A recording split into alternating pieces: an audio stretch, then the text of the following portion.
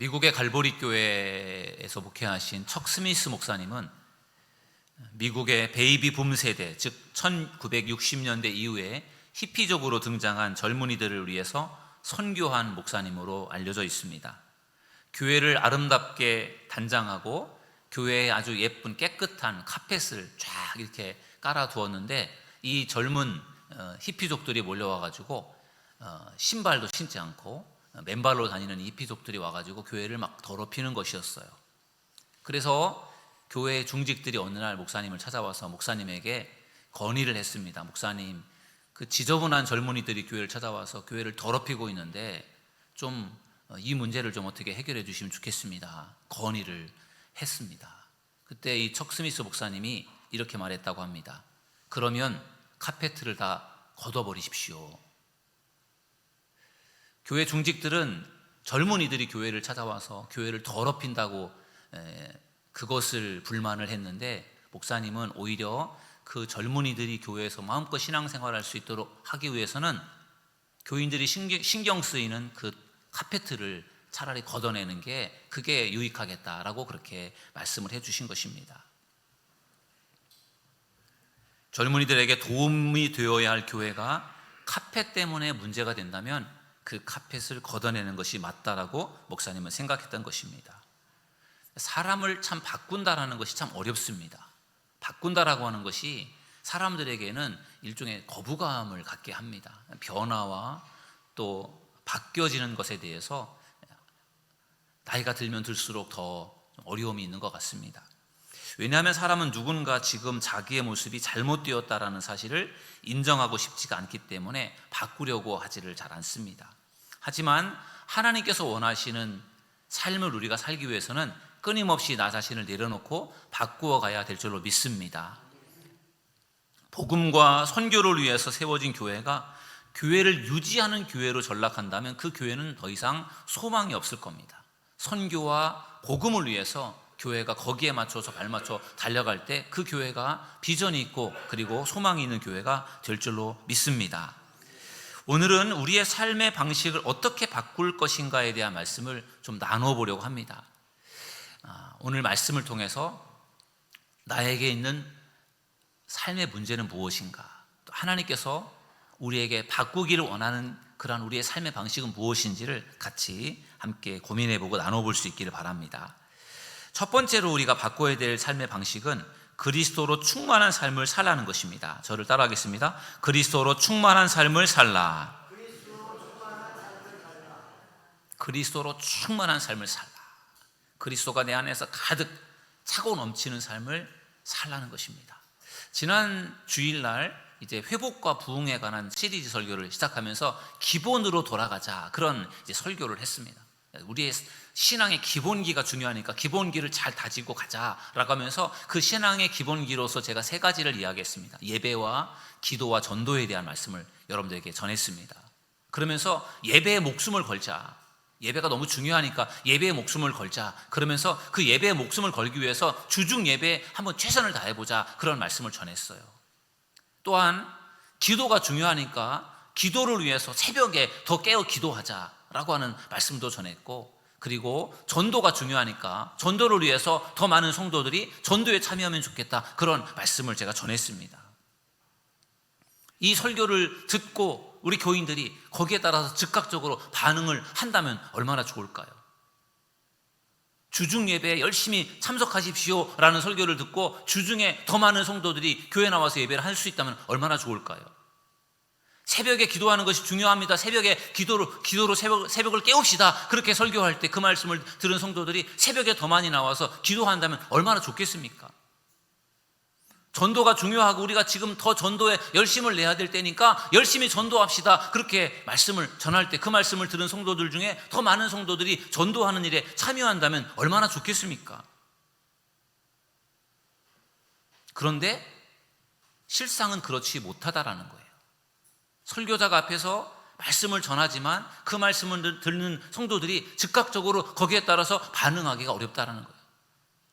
말씀을 들으면서 그래, 맞아, 예배가 중요하지, 나도 열심히 예배해야 돼. 기도가 중요하니까 내가 더 열심히 기도해야 돼. 그래, 전도하는 일 나도 함께 참여해보자, 이런 마음의 결심을 아마 하실 겁니다. 결심을 하지만 그럼에도 불구하고 그 결심을 실천으로 옮기는 것은 결코 쉽지 않아요. 그래서 제가 또 말씀을 전하고 또 말씀을 전하는 거죠. 말씀을 들으면서 그래도 그 말씀에 조금이라도 깨닫고 그리고 그 말씀에 도전을 받아서 그 말씀대로 실천하는 그러한 성도가 되길 원해서 제가 말씀을 또 반복해서 전하게 됩니다. 여러분, 우리가 변화된 삶을 살아가는 데 있어서 가장 큰 장애가 무엇인지 아십니까?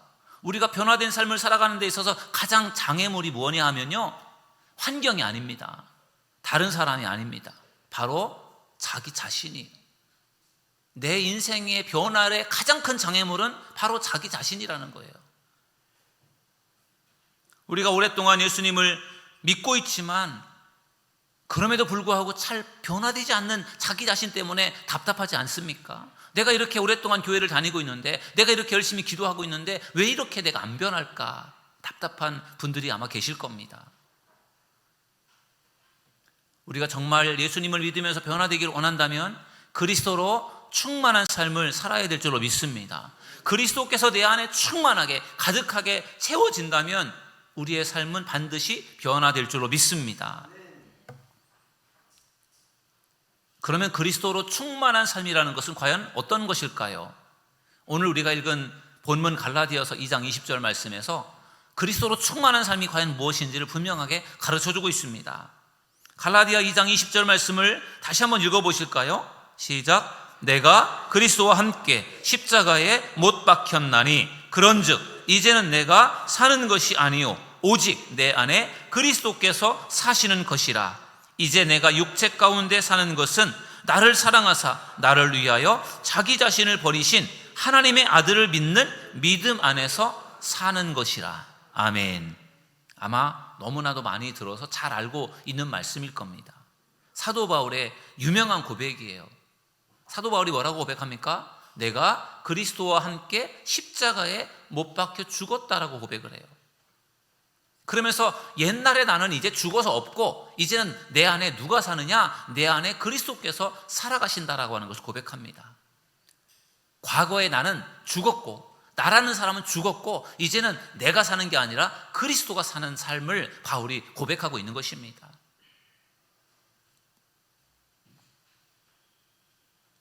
나는 죽고 예수로 사는 삶, 그러한 삶을 살아가는 사람은 그리스도로 충만한 삶을 살게 될 줄로 믿습니다. 오늘날 교회 안에서 많은 갈등과 다툼과 분쟁이 일어나는 이유가 어디에 있는지 아십니까? 자기의 의를 내세우기 때문에, 자기를 죽이지 않기 때문에 교회 안에서 자꾸 충돌이 생기고 갈등이 생기고 다툼이 생기는 것입니다. 내가 죽어야 교회가 살 수 있고 내가 죽어야 교회를 세울 수 있는데 내가 죽지 않아서 교회를 세우지 못하고 사람들과 갈등하며 살아가는 사람들이 얼마나 많은지 알 수 없습니다. 내가 죽고 내 안에 예수님이 살아가시는 인생이 되기를 주님의 이름으로 축원합니다. 신학생 때부터 담배를 좋아하던 한 전도사님이 계셨어요. 근데 이 전도사님이 목사 안수를 받고 목사가 되었는데도 불구하고 담배를 끊지를 못한 거예요. 그래서 주일날만 되면 너무 힘든 거예요. 주일날 설교하는 예배 시간 1시간 동안 담배를 못 피니까 1시간 동안 설교하면서 예배를 드리면서 담배를 피고 싶은 그 욕구를 참았다가 예배가 딱 끝나고 나면 차를 타고 멀리 가서요 거기서 담배를 피고 다시 돌아왔답니다. 또 담배 냄새가 날까 봐 또 걱정이 되니까 은단도 먹고 그리고 껌도 씹고 그러면서 이제 향수도 뿌리고 이렇게 하고 이제 교회를 돌아오는데 그거를 매주일마다 반복하니까 얼마나 참 고통스럽고 힘들겠습니까? 그래서 어느 날 이 목사님이 이렇게 해서는 도저히 안 되겠다 생각을 해가지고 결심을 했어요. 내가 이놈의 담배를 끊든지 아니면 목회를 그만두든지 둘 중에 하나를 내가 결정을 해야 되겠다라고 그렇게 고민을 하다가요 그분이 어떻게 결정을 했는지 아십니까? 담배를 못 끊고 목회를 그만두었다는 거예요. 참 정말 슬픈 일 아닙니까? 담배가 뭐라고 그걸 못 끊어서 목회를 그만두었다. 여러분 목회자도 그리스도로 충만하지 않으면 이렇게 되는 것입니다. 하물며 우리 믿음의 사람들 성도들이 그리스도로 충만하지 않다면 우리는 더 세상 가운데 더 세상 속에 빠져갈 수밖에 없을 것입니다. 하나님께서는 믿음의 사람들에게 기대하는 것이 있어요. 하나님께서 우리 믿음의 사람들에게 뭘 기대하실까요? 하나님께서 기대하시는 것은 그리스도로 충만해지는 것을 여러분 기대하신다는 것을 믿으시기 바랍니다. 내 자신의 생각과 내 자신의 욕심으로 충만해지는 인생이 아니라 나는 죽고 예수 그리스도로 충만하게 채워지는 인생을 하나님께서 기대하시고 원하신다는 것을 믿으시기를 주님의 이름으로 축원합니다. 그래서 우리가 바울이 고백한 것처럼 나는 죽고 내 자아를 내려놓고 그리스도로 살아가는, 그리스도가 인도하시는, 그리스도가 주인된, 중심된 삶을 살아간다면 우리의 삶의 방식이 분명히 아름답게 달라지게 될 줄로 믿습니다. 그러한 여러분들이 되시기를 주님의 이름으로 축원합니다. 삶의 방식을 어떻게 바꿔야 되느냐? 두 번째는 행동하는 믿음을 소유하라는 것입니다. 저를 따라하겠습니다. 행동하는 믿음을 소유하라. 여러분, 믿음이라고 해서 다 좋은 것이 아니에요. 믿음, 이 믿음이 행동하는 믿음이 되어져야 할 줄로 믿습니다. 내가 뭔가 좀 변화되고 싶은 그런 마음을 갖고 있지만 그것을 시도하지 않으면, 내가 변화되어져야 되겠다라는 마음만 가지고 그 변화를 위해서 내가 행동하지 않으면 그 사람에게는 변화가 절대로 일어나지 않습니다. 야고보 사도는 행함의 중요성을 이렇게 강조했습니다. 야고보서 2장 17절 말씀해 보니까 이와 같이 행함이 없는 믿음은 죽은 그 자체가 죽은 것이라. 아멘. 믿음이 중요하지만 그 믿음이 행함이 없는 믿음이라면 그 믿음은 죽은 것과 같다라는 거죠. 형제와 이웃을 사랑한다라고 하는, 사랑하는 것에 대한 믿음을 가지고 있다고 하면 그것을 행동으로 옮겨서 그 사랑을 실천하는 것이, 그게 진짜 믿음이라는 것입니다. 하나님은 어느 날 아브라함의 믿음을 시험하기 위해서 아브라함에게 이렇게 명령하셨죠. 너의 아들 이삭을 데리고 저 모리아 산에 가서 그 아들을 번제물로 바쳐라.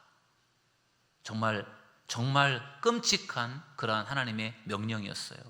그 명령을 듣고 아브라함이 어떻게 했습니까?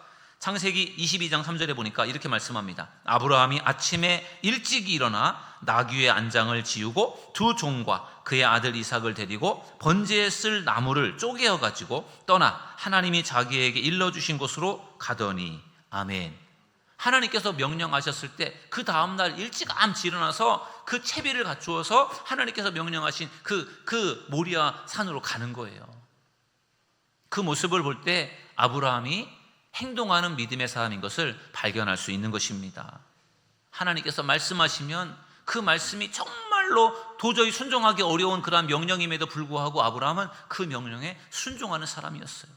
알겠습니다, 믿겠습니다, 그게 아니라 그 말씀대로 순종했던 것이죠. 그런 점에서 아브라함의 믿음은 행동하는 믿음, 순종하는 믿음이었던 것입니다. 히브리서 기자는 아브라함의 믿음에 대해서 이렇게 표현했습니다.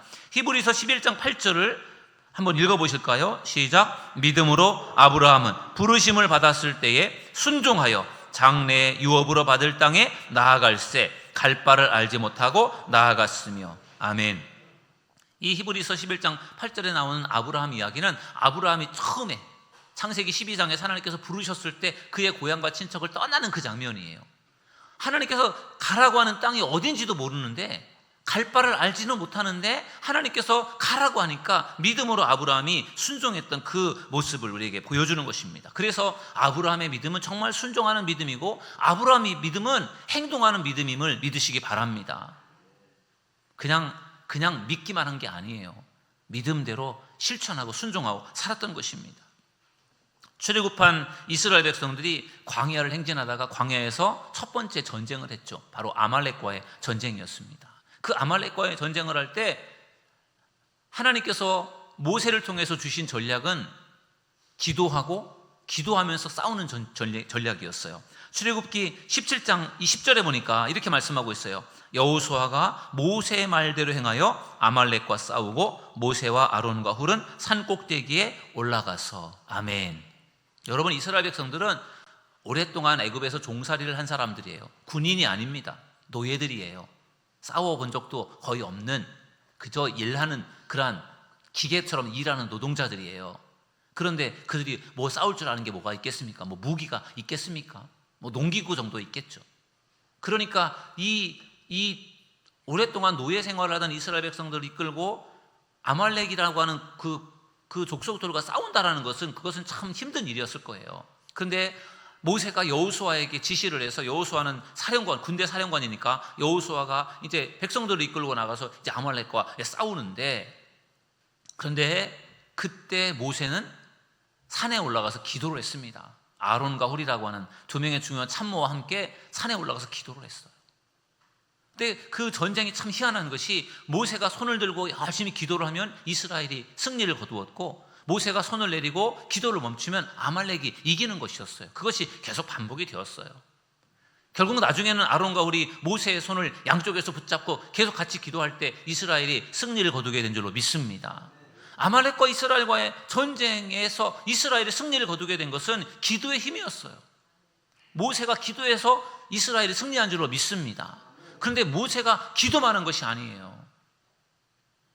모세는 기도했지만 여호수아는 나가서 백성들과 싸운 줄로 믿습니다.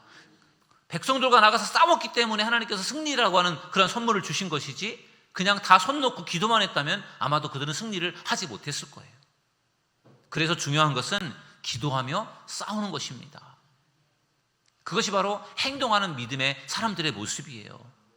정말 믿음이 좋은 사람들이 열심히 기도합니다. 하나님 기도합니다. 제가 열심히 이렇게 기도하니까 하나님께서 분명히 이루어 주실 줄 믿습니다. 그 믿음으로 열심히 기도하는 거 너무 중요해요.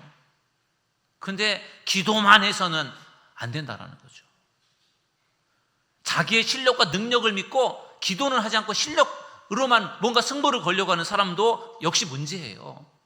아무리 사람이 제 아무리 뛰어나고 능력이 많아도 하나님께서 도와주시지 않으면 아무것도 할 수 없다라는 것을 믿으시기 바랍니다. 그래서 하나님께 도움을 구하면서 기도하는 일과 또 내가 할 수 있는 최선의 노력을 기울이는 이 두 가지가 같이 병행이 될 때 하나님께서 역사하실 줄로 믿습니다. 그게 바로 행동하는 믿음의 사람의 모습이에요.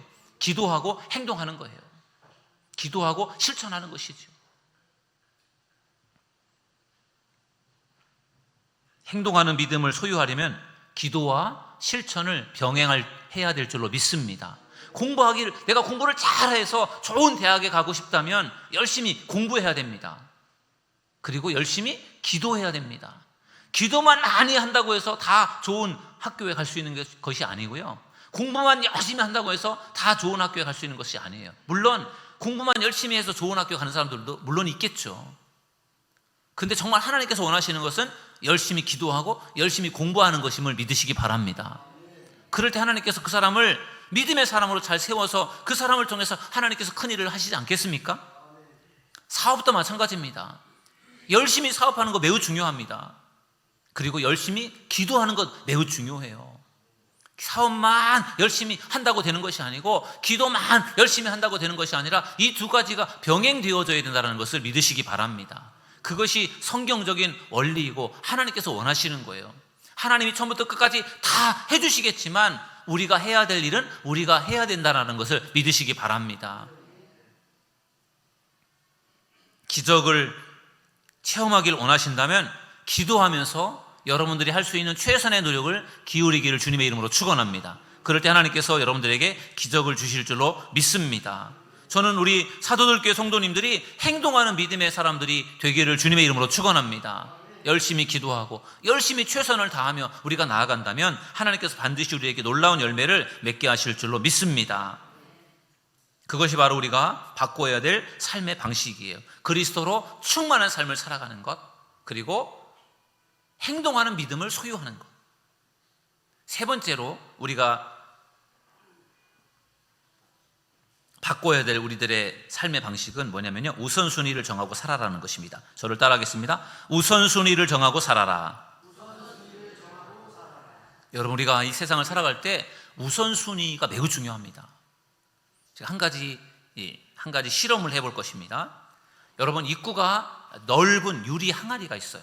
그 유리 항아리에다가 큰 돌을 이제 집어넣습니다. 그래서 정말 입구 아구까지 꽉 채워질 정도로 큰 돌로 그 항아리에 돌을 가득 채웠습니다. 그러면은 이 유리 항아리가 가득 채워진 걸까요? 아닙니다. 그 다음에 아주 가느다란 모래 주머니를 가져와서요, 그 가느다란 모래 주머니를 그 항아리, 유리 항아리에 쏟아 부었습니다. 그랬더니 그 모래가 그 안으로 많이 들어갔어요. 그 큰 돌 틈 사이로 모래가 스며 들어간 것이죠. 그러면은 이제 모래로 가득 채웠습니다. 그러면은 이 유리 항아리가 가득 채워진 것입니까? 아닙니다. 주전자에다 물을 담아가지고 갔다가 그 항아리에다 또 물을 부으니까 또 물이 한참 동안 그 안에 스며들었어요. 여러분, 이 실험이 주는 교훈이 무엇인지 아십니까?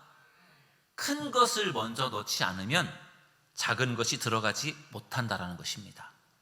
그러므로 계획을 세울 때는 큰 계획을 세워놓고 그 다음에 작은 계획을 세워야 된다는 것입니다. 여러분, 그 유리 항아리에 큰 돌을 집어넣고 그 다음에 잔 모래를 넣고 물을 넣으니까 다 들어갔잖아요. 근데 만약에 순서를 바꿔서 그 유리 항아리에 모래부터 집어넣는다고 생각을 해보세요. 그럼 어떻게 될까요? 모래가 가득 차고 나면 그 다음에 거기에 돌이 들어가지 않겠죠. 물을 가득 채워놓은 다음에 거기에 돌을 집어넣어도 마찬가지겠죠. 그러니까 결국은 큰 것부터 집어넣어야 점점점, 그리고 작은 것을 넣어야 그 안에 많은 것을 넣을 수 있다는 것입니다. 마찬가지로 우리가 인생을 계획할 때도 반드시 우선순위가 중요하다는 거죠. 정말 내가 가장 중요하게 생각하는 우선순위를 먼저 정해놓고 그 우선순위에 따라서 우리가 인생을 살아가면 더 많은 일들을 할 수 있지만, 우선순위가 없이 그냥 되는 대로 살다 보면은 인생이 형통하게 이루어지기가 어렵다는 것입니다. 내가 하고 싶은 모든 일에 우선순위 1번을 매긴다면 그것은 우선순위가 될 수 없습니다. 그리고 우선순위를 정하기 위해서는 무자비하게 곁가지 작은 일들, 중요하지 않은 일들을 다 쳐야만 결국은 중요한 일에 집중할 수가 있다는 것입니다. 지난 주일에 저는 교회의 본질에 대한 말씀을 여러분들에게 전했습니다. 교회의 본질 여러 가지가 있지만 그 중에서도 우리 교회에 가장 시급한 3가지의 본질을 말했어요. 예배, 기도, 전도에 대한 부분이에요. 예배, 기도, 전도. 이것이 너무 중요하니까 우리가 앞으로 더 이 3가지에 집중하는 교회가 될 수 있기를 주님의 이름으로 축원합니다. 예배하는 일에 우리가 최선을 다하고 함께 기도하는 일에 최선을 다하고 열심히 전도한다면 하나님께서 반드시 좋은 열매를 맺도록 역사하실 줄로 믿습니다. 여러분들도 같이 기도해 주시고 이 일에, 우리 교회가 추구하는 이 본질적인 중요한 일에 같이 최선을 다해 주시기를 바랍니다. 여러분, 파레토의 원리라는 것이 있어요. 80-20 법칙이라고도 부르는데, 파레토의 원리는 파레토라고 하는 사람이 발견한 그러한 법칙이고 원리예요. 이것은 어떤 의미인가 하면은 정말 가장 중요한 일에 에너지를 집중하면, 가장 중요한 일에 시간과 열정과 물질을 투자하면 거기에서 훨씬 더 많은 그러한 어떤 유익한 결과를 얻게 된다는 것입니다. 왜 80-20이라고 하는 그런 법칙이라는 이름이 붙여졌는가 하면은 중요한 20%에 80%의 그러한 그 열정을 쏟아 부으면은요, 그러면은 거기에서 80%의 열매가 맺혀진다라는 거예요. 20%, 상위 20%에 집중해서 거기에 투자를 하면 그 20%의 결실이 맺혀지는 것이 아니라 80%의 결실이 맺혀진다라는 거예요. 결국 우리 교회도 마찬가지로 중요한 예배, 기도, 그리고 전도, 이 부분에 우리가 열심히 열정을 쏟아 부을 때 분명히 하나님께서 그걸 통해서 우리에게 좋은 열매를 맺도록 역사하실 줄로 믿습니다. 지금 여러분은 가장 많은 시간을 투자하고 열심을 내는 일이 과연 무엇입니까? 여러분들이 지금 가장 열심을 내는 일이 무엇인 것 같아요? 교회 생활뿐만 아니라 모든 여러분들의 삶, 개인적인 삶을 다 총괄해서 여러분들이 가장 지금 관심을 기울이고 있는 일, 여러분들이 가장 열심을 내고 있는 일이 과연 무엇인지 한번 생각해 보세요. 그게 자기의 취미일 수도 있고, 그것이 자신의 어떤 직장 생활일 수도 있고, 뭔가 각자에 따라서 다르겠죠. 그럼 내가 지금 가장 열심을 내고 가장 관심을 쏟아보고 있는 것, 그것이 무엇인지 한번 여러분 각자 생각을 해 보십시오. 그리고 여러분들은 과연 그 일로 기쁨을 얻으시고 계십니까? 그리고 여러분들은 과연 지금 하고 있는 그 일, 앞으로 하고 싶은 그 일이 정말 하나님께서 기뻐하실 일이라고 믿으십니까? 그리고 여러분들은 과연 지금 하고 있는 그 일이 정말로 가치 있는 일이라고 생각하십니까? 한번 잘 생각을 해보세요. 만약에 여러분들이 지금 열심을 내고 있고 최선을 다하고 있고 여러분들이 많은 시간을 할애하고 있는 그 부분이 정말 여러분들에게 가치가 있는 일이고 하나님께서 기뻐하시고 하나님의 마음에 합한 일이고 그리고 그 일을 통해서 여러분들이 기쁨을 얻고 있다면 그것은 아무 문제가 없어요. 그런데 만약에 여러분들이 기쁨을 얻지도 못하고 하나님의 마음에 합한 것도 아니고 가치도 없다고 하면 여러분들은 뭔가 우선순위에 여러분들이 지금 많은 시간을 보내고 있는 그 부분에 대한 점검이 필요할 줄로 믿습니다. 여러분, 우선순위의 문제는 인간관계나 가정이나 경제적인 삶이 중요하지 않다라는 것이 아니에요. 오히려 더 중요한 것이 있다라는 거예요. 신앙생활이 가장 중요합니다. 신앙생활이 그 무엇보다 중요합니다 라고 할 때 그러면은 가정생활은 그것은 무시해도 되는 것이고 내가 직장생활은 무시해도 되는 것이고 그런 차원이 아니고 직장생활도 중요하고 가정생활도 중요하고 다 중요하지만 더 중요한 것이 신앙생활이라는 것이지 그게 우선순위라고 하는 것의 이해예요. 다른 것들이 중요하지 않아서 그것은 안 해도 된다는 것이 아니라 더 중요한 것이 있고 거기에 집중해야 된다는 것이 바로 우선순위의 중요한 문제입니다. 존 맥스웰 박사님은 리더십의 법칙이라고 하는 책에서 우선순위의 원리를 몇 가지로 제시했어요. 한번 잘 들어보십시오. 우선순위의 원리. 청소와 같은 중요하지 않은 일은 무시해도 된다. 청소는 중요한 게 아니잖아요. 그러니까 때로는 좀 생략할 수도 있고 청소를 조금 덜 해도 되고 그렇지 너무 청소하는 것에 많은 시간을 보내는 그것도 별로 유익하지 않다라는 거예요. 윌리엄 제임스라고 하는 분이 이런 말을 했습니다. 지혜란 무엇을 간과해야 하는지를 아는 기술이다. 지혜가 뭐냐? 무엇을 간과해야 되는지, 무엇을 그냥 흘려보내야 되는지를 아는 능력이 바로 지혜다라고 하는 것을 말해 주었어요. 성공하지 못하는 사람들의 대부분은 하지 않아도 되는 하찮은 일에 많은 시간과 정력을 소모한다고 합니다. 정말로 중요하지도 않은 일에 많은 시간을 보낸다라는 거예요. 우리가 우선순위에 입각한 삶을 살기 위해서는 포기하는 훈련을 해야 되는 것입니다. 덜 중요한 일, 하지 않아도 되는 일들을 포기해야 더 중요한 일에 집중할 수 있다는 것입니다. 우리가 모든 일을 다 잘할 수 있다라고 하는 욕심을 버려야 됩니다. 정말 목회자들도 정말 팔방미인처럼 뭐든지 다 잘해야 되겠다는 욕심이 많아요. 그래서 이것도 해야 되고 저것도 잘해야 되고 이것도 잘해야 되고 저것도 잘해야 되고 목회가 정말 뭐랄까요? 정말 굉장히 목회 분야가 굉장히 다양해요. 근데 다 잘할 수 없다라는 거죠. 다 잘할 수 없기 때문에 하나님께서 나에게 주신 은사, 목회자들에게 주신 은사와 달란트를 통해서 잘할 수 있는 일들에 집중하는 것이 유익한 것이지 모든 걸 다 잘할 수 있게 하는 그건 불가능한 일이고 모든 걸 더 다 잘하려고 하다가 오히려 더 그르치는 경우들이 있다는 것이죠. 모든 것을 다 잘할 수 있다라고 하는 것은 욕심이고 그러한 욕심을 내려놓을 수 있는 믿음의 사람들 되기를 주님의 이름으로 축원합니다. 잘할 수 있는 것도 있지만 못할 수 있는 것도 있는 거죠. 내가 잘하는 것도 있고 다른 사람이 잘하는 것이 있어요. 내가 잘하는 것을 다른 사람은 못할 수 있는 것이고 다른 사람이 잘하는 것을 나는 못할 수 있는 거잖아요. 그러니까 내가 잘하는 것을 가지고 내가 열심히 그 일을 하는 것이 필요한 것이고 다른 사람이 잘하는 것에 대한 부분들은 인정해주고 맡기는 것이 필요한 것이고 뭐든지 나 아니면 안 되고 내가 다 해야 된다라고 하는 욕심을 내려놓아야 된다라는 것입니다. 참된 지도자는 최선의 것에는 예스라고 말하지만 차선의 것에는 노라고도 말할 수 있어야 된다는 거죠. 뭐든지 다 오케이, 뭐든지 다 할 수가 없다라는 거예요. 이 밖에도 리더십의 법칙에는 할 일이 많으면 무기력해진다라는 말도 있어요. 할 일이 많으면요 무기력해진대요. 너무 할 일이 많고 너무 바쁘면 사람이 무기력해지고 지쳐버린다라는 거죠. 탈진하는 것이 왜 일어나는지 아십니까? 너무 할 일이 많아서 너무 바쁘게 살다 보니까 탈진하는 거예요.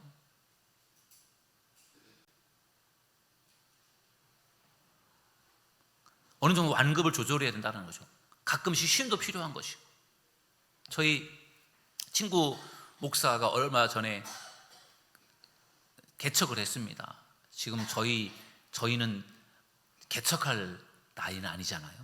저희 친구 목사가 개척을 했는데 그래도 꽤 규모 있는 교회에서 단임 목회를 하다가 그 교회를 사임하고 교회를 개척했어요. 그 참 이해하기 어려운 부분이에요. 그런데 그 친구 목사의 그 개척하는 예배에 참석해서 친구 목사랑 이런저런 얘기를 했는데 너무 힘들대요. 목회가 너무 힘들어서 이대로 가다간 죽을 것 같아서 그 교회를 사임했다고 하더라고요. 얼마나 힘들었으면 그랬을까요? 그리고 개척을 한 거예요. 뭐 때문에 힘들었는지 제가 다 자세하게는 여러분들에게 말씀을 드릴 수 없겠지만, 아무튼 큰 교회에서 목회를 하면서 너무 힘들어서 죽을 것 같아서 그 교회를 사임하고 개척을 했다고 하니까 오죽이나 힘들었으면 그랬을까요? 아마 한 30여 년 동안 목회를 열심히 하면서 아마 지친 것 같아요. 정말 몸도 마음도 다 지쳐가지고 그냥 탈진되어 있는 그런 상태.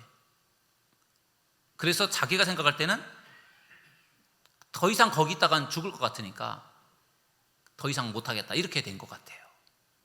여러분, 할 일이 많으면 무기력해진다. 너무 일에만 치우쳐 살다 보면 사람이 무기력해질 수 있다는 거예요. 그래서 하나님께서 창조하실 때에도 6일 동안 창조하시고 7째 날을 쉬신 것이 바로 그런 의미인 것 같아요. 열심히 일을 하고 쉴 땐 쉬고 그것을 조절하면서 가야만 된다는 것이죠. 그게 중요한 우선순위, 리더십의 원칙이에요. 사소한 것에 목숨을 걸어서는 안 된다. 그렇죠? 사소한 것에 목숨 거는 사람들이 있어요. 근데 그것도 잘못된 것이라는 것이고, 정해진 시간 안에 긴급한 일을 먼저 처리해라.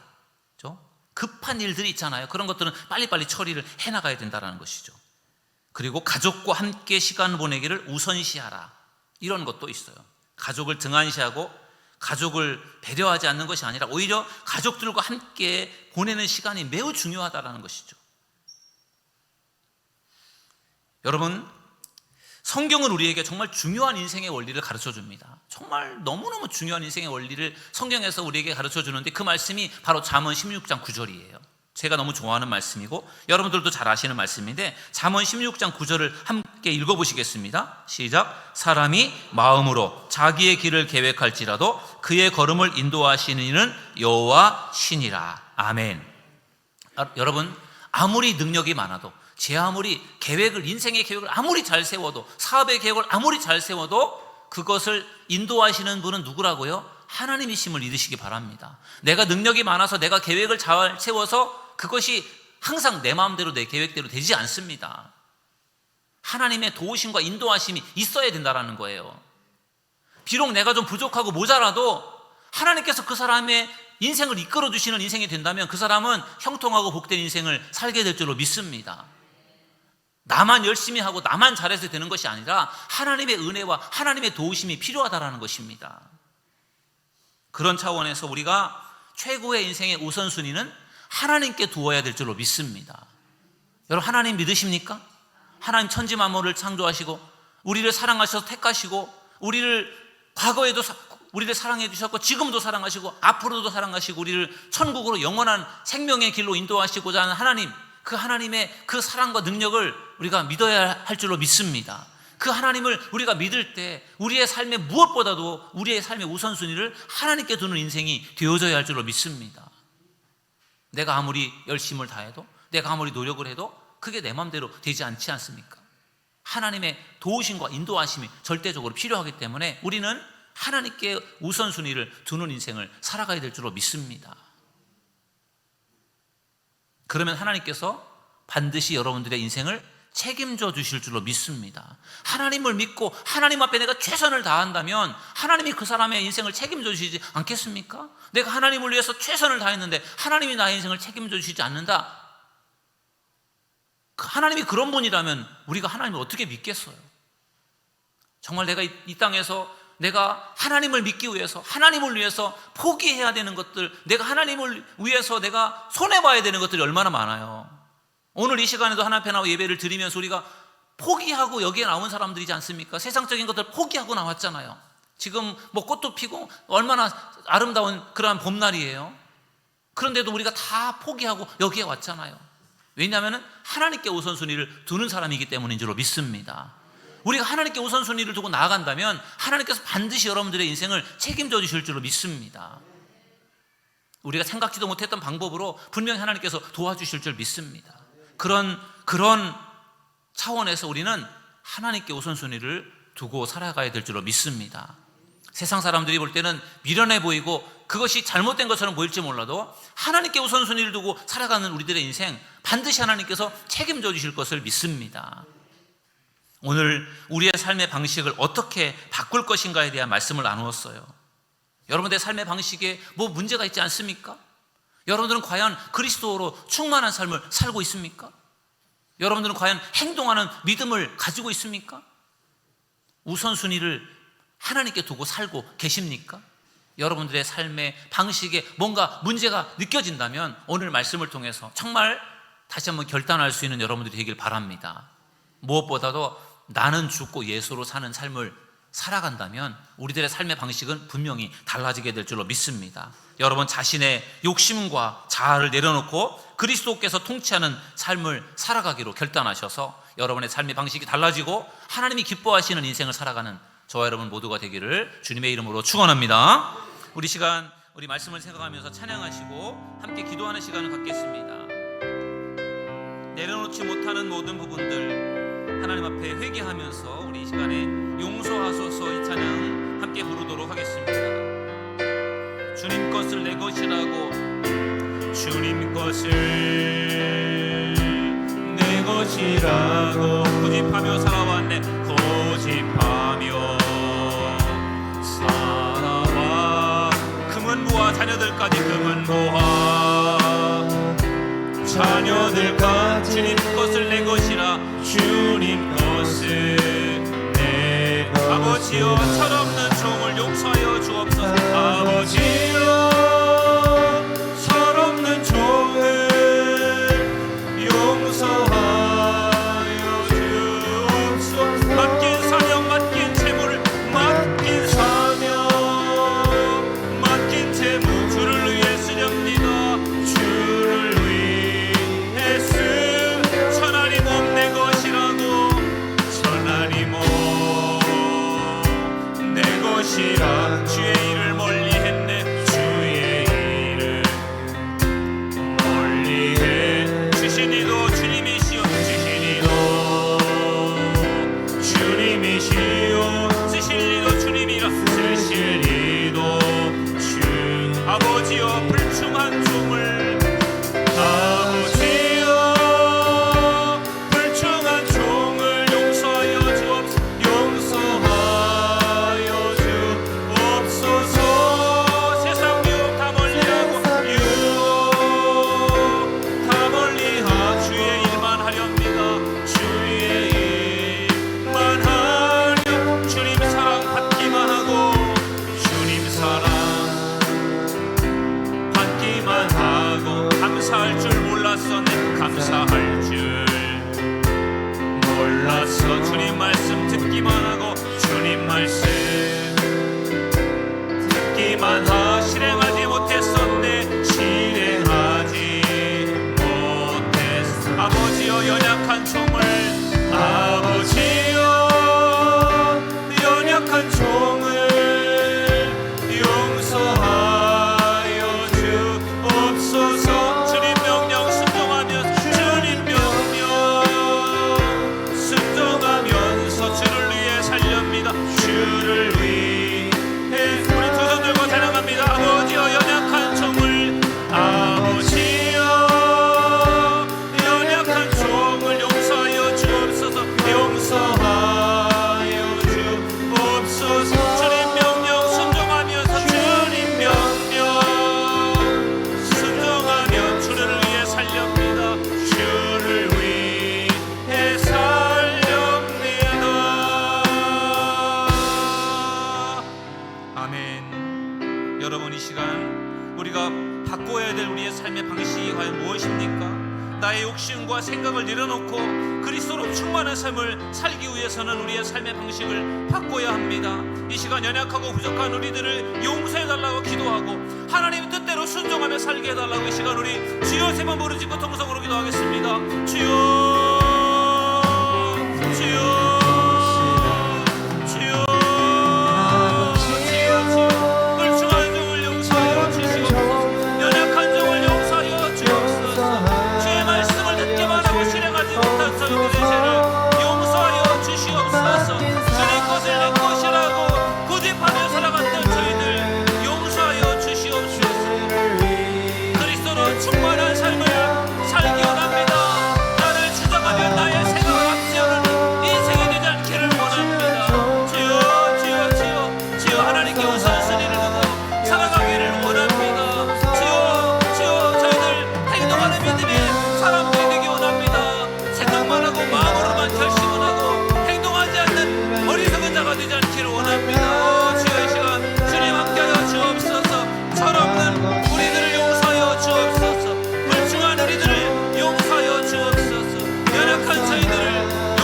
축복하여 주시옵소서. 주님의 일에 헌신하게 하시고 맡겨주시다며 잘 감당할 수 있도록 하나님 지켜주시고 보살펴주시기 원합니다. 주여 우리의 삶의 방식이 잘못되었다면 바꾸어 나가기를 원합니다. 우리의 삶의 방식이 변화되기를 원합니다. 주여 저희들을 변화시켜 주옵소서. 주여 더 주님이 기뻐하시는 우리 믿음의 사람들이 되기 원합니다. 성령님 이 시간도 함께하여 주시옵소서. 주여 역사하시고 축복하여 주시옵소서. 주님이 도와주실 것을 믿습니다. 우리 그 주 예수님의 이름으로 기도합니다. 아멘. 하나님, 우리의 삶의 방식이 하나님이 원하시는 방식과 어긋나 있지 않습니까?